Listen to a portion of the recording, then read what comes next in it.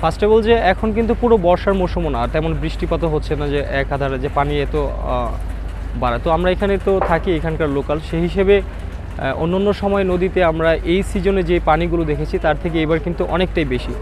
তো হঠাৎ করে এই পানিটা বৃদ্ধি হয়েছে, যেমন গত এই ৩-৪ দিন ধরে, যেটা আশঙ্কামূলকভাবে অনেকটাই বেশি, যেটা আসলে আমরা মনে করি যে আমাদের জন্য এটা খুবই দুঃখজনক। আসলে পানিটা কিভাবে আসতেছে আমরা জানি না। বাংলাদেশে অন্যান্য জেলায় আমি যতটুকু জানি যে তেমন বৃষ্টিপাতও হচ্ছে না।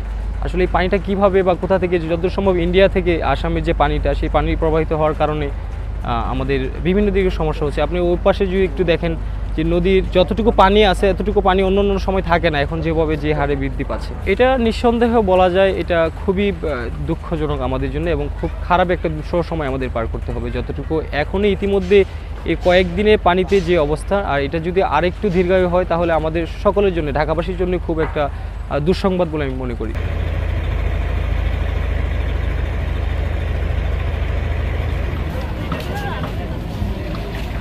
আমি আসলে 2012 সাল থেকে এই এলাকায় আছি। তো আমার দেখার মতো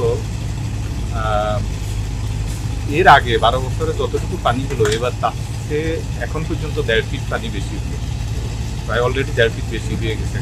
পানি যদি সাগরে নামতে পারতো তাহলে কিন্তু অন্য কোনো দিকে পানিটা যেত না। এখন যেহেতু সাগরে নামতে পারতেছে না, এইদিকে পানির ফ্লোটা হবে।